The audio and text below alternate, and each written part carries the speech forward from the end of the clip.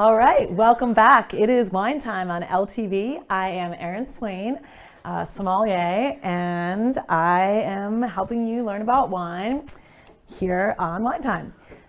This episode is all about Old World versus New World. So those are two wine terms that sommeliers use to kind of compare Old World versus New World. So that's what we're going to discuss today. Hopefully you'll have some fun takeaways. And please feel free to check me out on Instagram. My handle is @surfingsom.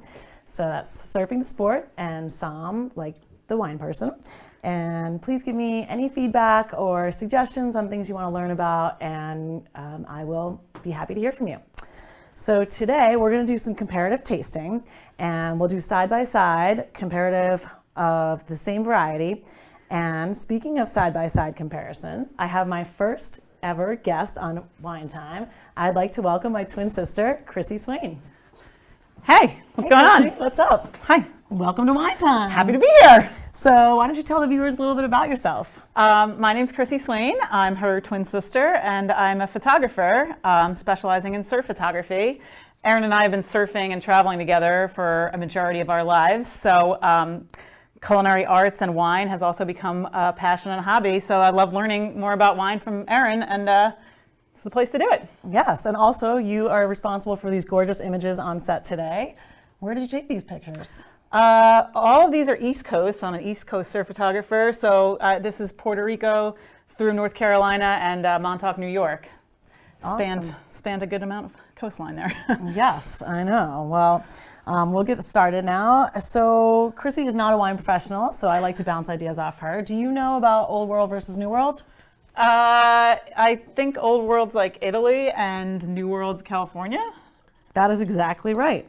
So to elaborate a little bit more on that, Italy and California, correct. So Old World wines are anything from Europe. So we can have Italy, France, Spain, Germany, Austria, even Eastern Europe, Bulgaria, Lebanon, Israel, anything like that is an Old World wine. And then New World wines are wines that are produced in North America, South America, or New Zealand, Australia, actually countries that have not been affected by phylloxera, which is a root louse that devastated the wine industry a long time ago. So in Old World versus New World, when you're becoming a sommelier, you need to identify that on a blind tasting. If you don't nail that, you're not going to pass the exam. So All right. That's important. So we're going to get to our first white side-by-side comparison. Wine number one will be on your left, Chrissy. So Okay. Cheers. This is wine number one. The variety that I've selected today, and actually it's great to smell, swirl. We're going to aerate. Oh my gosh, beautiful. And I'm going to actually smell both of these. And actually, I want you to look at something cool on this wine number two. Do you see a little bit of gas evidence? A little bit of bubbles? Now that you mention it, Erin, I do. I see it. So that's important to note.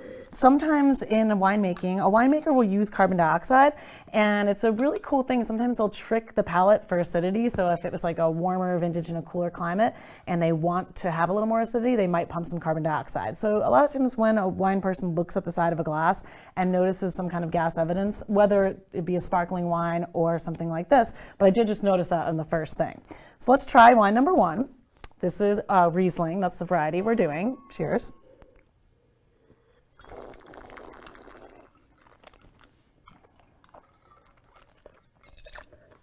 All right, wine number one. This is coming out of Clare Valley in Australia. This is Jim Barry's wine. What do you think about this wine? I like it. I thought it was, I tasted a fruit, but I couldn't put my pinpoint in it. All right. I wanted to say, it was like kind of like grapefruit, but it wasn't grapefruit. Okay, well that's exactly it. This has a lot of lemon and lime characteristic, and those citrus fruits are really screaming acidity in this wine. And if you notice the size of your mouth watering, this wine is like kind of like biting into a lemon. Really, really, really beautiful acid, and it's not. People think that Riesling is sweet, and would you call this wine sweet? No, it's not sweet. It's not. They're vinified dry. So this one is coming out of Australia, and now let's try wine number two. Wine number two. Cheers. Cheers. This is got a very, very different nose. A little more subdued. Good word.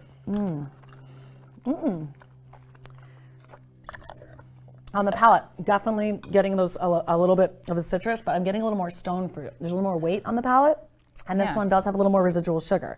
When you look at the tiers in this wine, you can see on the sides the viscosity, the residual sugar. This one definitely is has a little bit more ripeness of fruit. So stylistically, when we're comparing Old World versus New World, a lot of times it's just important to note which one has more fruit character and which one has more minerals. Now, wine number 2, this German coming out of Pfalz. Are you getting a little bit of this petrol and a little bit of like limestone?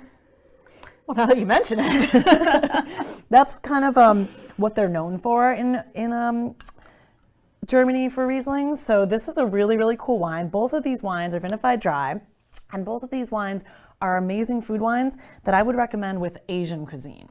So if you ever try something a little spicy, then try it with Asian cuisine, because the levels of sweetness will kind of cut right through that, and it will make your food complement perfectly. So Cool. what do you think? I learned stuff. That's the point. That's really, really good. So these two. And now I want Asian. All right. Well, we should get Asian for lunch. So we're going to move on to our red wines. Just going to set these out. So for the side-by-side white, I really like using the grape variety Riesling to show that it's not a sweet wine and it can be a lot of fun. For wine number 2, we're going to do Old World on the left this time. So what I'm pouring for the Old World is coming out of Margaux. Have you ever heard of Margaux? France? Is it in France? It is in France. That is correct. Then yes, I have. Okay, fantastic. So this is a Reserve 2009 Margaux. And do you know in France whereabouts it's coming from? I'm thinking Valley. Bordeaux. It's coming from Bordeaux, which is known for Bordeaux varietals. So the varieties are Cabernet, Cab Franc, Merlot, Petit Verdot. So we are going to compare right now wine number 1 in our left. Nice. And wine number 2. I like to smell them both, and then, oh wow. Okay, already noticing a major difference in Old World versus New World. Wine number 2, which is our Bodyguard, is coming from Dow Vineyards in Paso Robles. A lot more jammy. Now, I opened these bottles about an hour ago. I like to let my Bordeaux varietals open for about 1 hour. Even if you just open it and leave it in the bottle, it'll aerate a little more and become more expressive. So I did leave these open without decanting them, and you can do that. So let's try wine number 1. This is our Bordeaux. And actually, just look at the color. If you notice the difference between the color between these two wines, see how this one, wine number 2, is a little more extracted? Extracted is a fancy term for more skin contact, a little brighter. See the color? Okay. So wine number 1, we'll try this one. Wine number 1, I get a lot of earth. Really, really like dirt, earth-driven.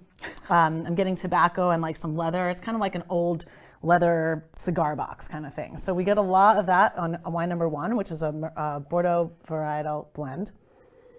And wine number 2 is also a Bordeaux blend, but coming out of Paso Robles in California. When you smell wine number 2, aren't you getting a lot bright fruit? I taste the difference when you said that about the earthiness. This one's less earthy, right? Mm-hmm. Yes.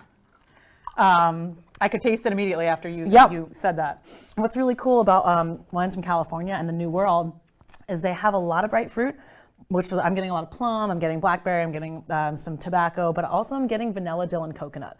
Those vanilla, dill, and coconut flavors are really kind of cool and expressive, and those are coming from oak aging. So this one has a lot more American oak, and you can see that on the palate. So this perception is a little bit sweeter, but this one's a lot more earth-driven. So the difference between these two from Old World versus New World can be just that, a little bit more earth-driven for the Old World and fruit-driven for the New World. Which one do you like better? To be honest, I thought I was going to like the Old World, but I'm preferring the New World when I'm doing this side by side. All right. Well, that's why it's so important to actually taste side by side, because then you can see what your preference is. And that's what it's all about with wine education, is your preference and what you like to drink. Well, in my head, I wanted to be like sophisticated, like Old World, like I'm so whatever. But then when I actually compared them, I just prefer this. All right. Tasting it. Well, I mean, they're all different, and wine is pretty fun and unique, and there's different occasion for every kind of wine. But don't get me wrong, I like them both. Yeah, they are both beautiful wines. They are both beautiful wines. No, thanks for dropping some knowledge. All right. Well, I'm glad you learned something. And speaking of learning, I got to sit down with a really cool guest.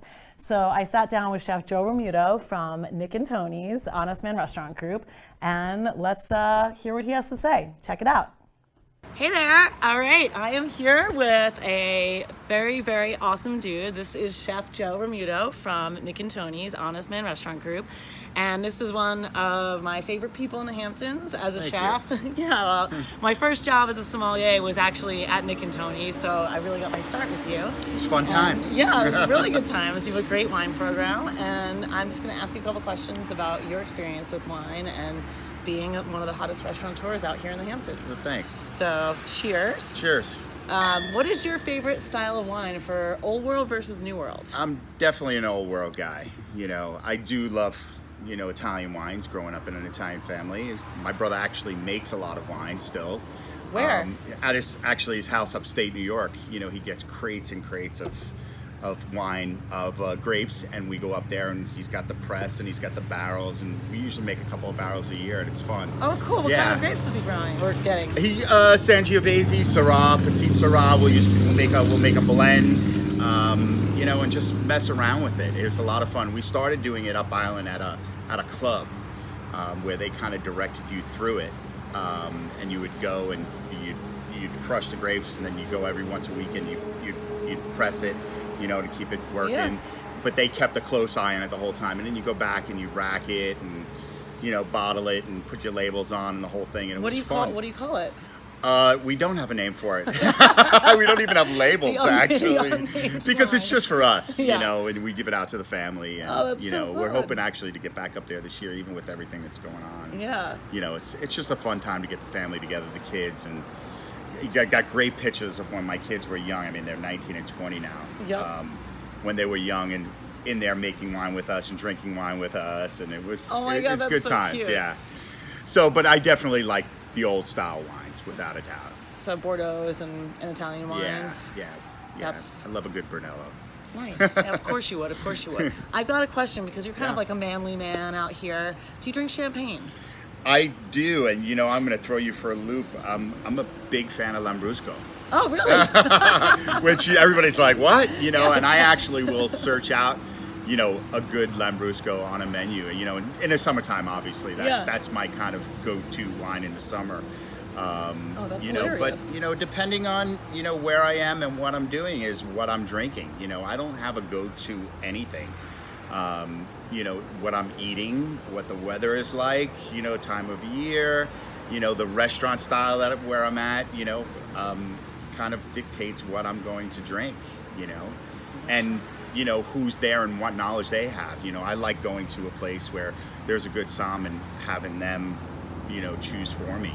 Oh, cool. You know, and, you know, like yourself, a good somm will get you, not just try to sell you on a price point, but they'll try to give you something that's fun and, yeah, an experience. An experience, exactly. Yeah, that's true. Yeah. So speaking of experience, what is your favorite wine memory of where you've traveled to and which vineyard?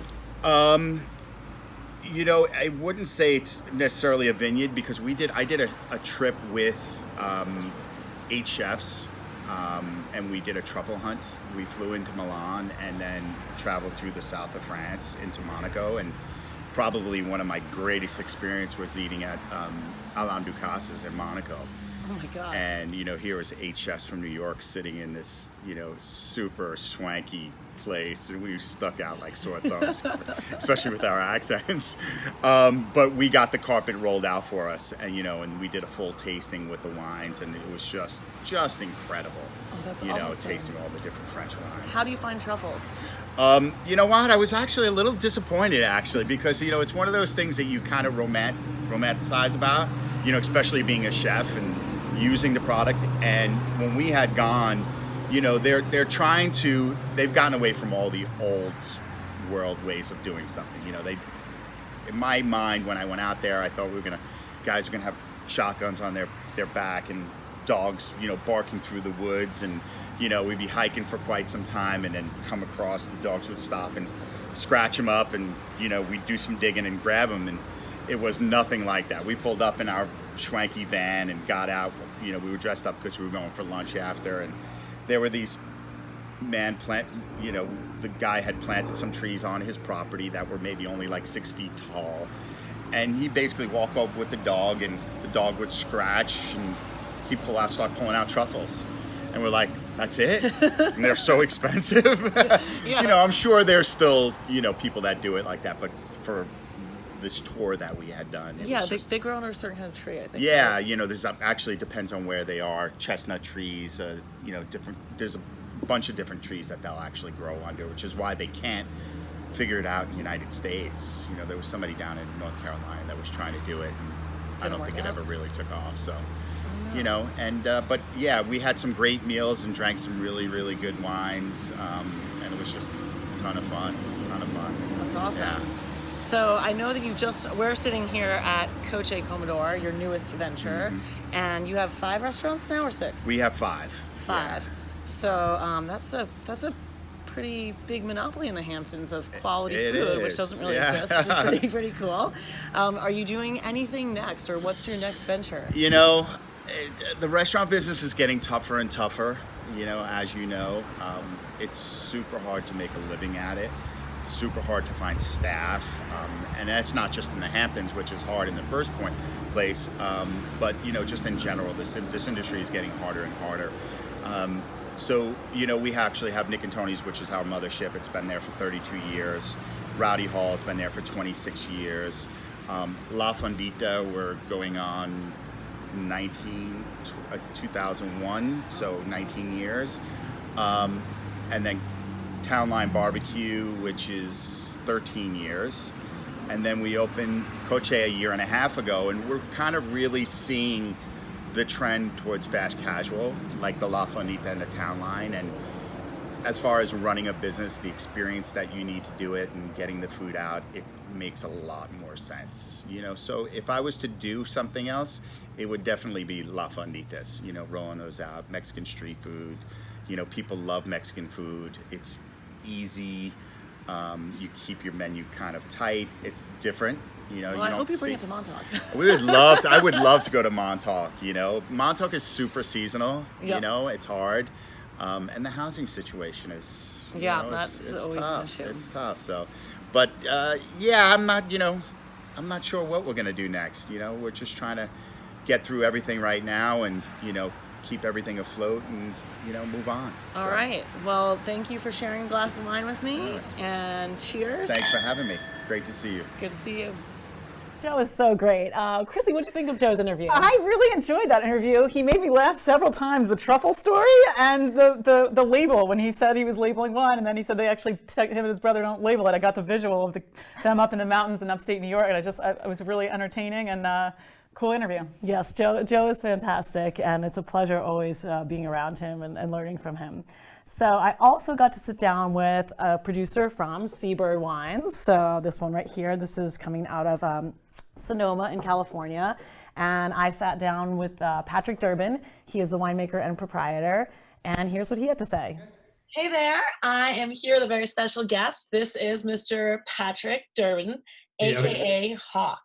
Exactly. I have to ask you about this. This nickname is hilarious because he is making wines called Seabird.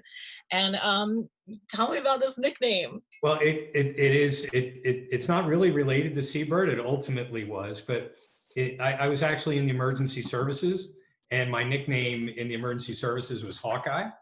And then it just got shortened to Hawk from those guys when I went to college. The mascot at my university was Hawk, and that group of guys has known me as Hawk ever since. So when we're out in the water or whatever, it was always Hawk. They have a special call that goes with the Hawk? No, just a good belly laugh, I think. Yeah, I used to snowboard a lot. We'd have like these little bird calls in the middle of the woods, like, caw. Exactly. That would be the sound of me hitting a tree, probably. That's funny. So I was curious, what got you into wine, and did you grow up in California? I did not. I grew up in Pennsylvania, actually, in a farming community in southeastern Pennsylvania, in a town called Doylestown. But what got me into winemaking was my wife. On our wedding anniversary, we were out in Napa, standing in a vineyard, and it's 10 o'clock in the morning on our anniversary, and she said, "You know, you really ought to own a winery." And I gave her a million reasons why that was a bad idea. And we had a couple more sips of wine. It was Silver Oak, by the way, in Oakville. It was their 2008 cab, not that I remember. But a few minutes later, she said, "Well, hey, how about owning a vineyard then?" And I gave her all the reasons why owning a vineyard was a bad idea, and I wasn't a farmer, and blah, blah, blah. And she took a sip of wine, and she looked at me and said, "You know, Patrick, I'm throwing you an effing bone here. It's either a winery or a vineyard." So winery it was. 2011 is when our first vintage was. I went to UC Davis and got my postbaccalaureate in enology. Worked with an absolutely fabulous winemaker named Patrick Sabo, who's been a mentor and friend and colleague as I've grown in my skills and helped us produce. Can you tell our viewers what that word means, enology? Enology is just is the fancy word for studying wine, and that's really it. And they have viticulture, they like to say, which is the vines, and enology, which is the wines.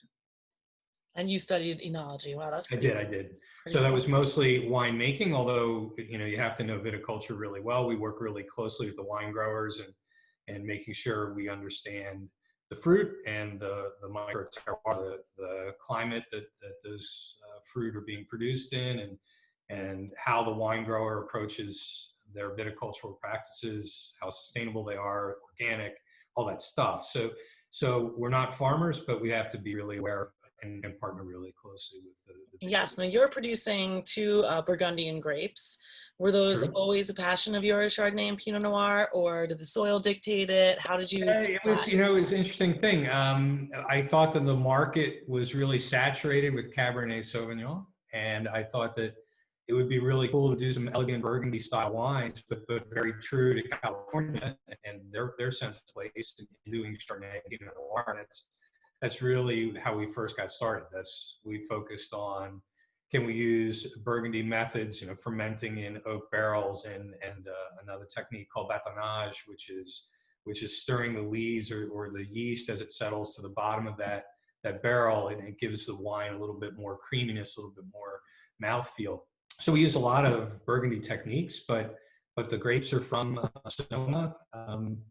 Mostly our Pinot Noir and Chardonnay are from Sonoma. The one you had happened to be from the Santa Barbara and the Santa Rita Hills. But they're going to speak to where they're grown, not how the winemaker makes them. Okay. And what is your philosophy about winemaking? Our motto is great vines to great times. So I think you'll hear every winemaker you talk to will say you have to have great grapes. You can't make a great wine with average grapes. You just can't.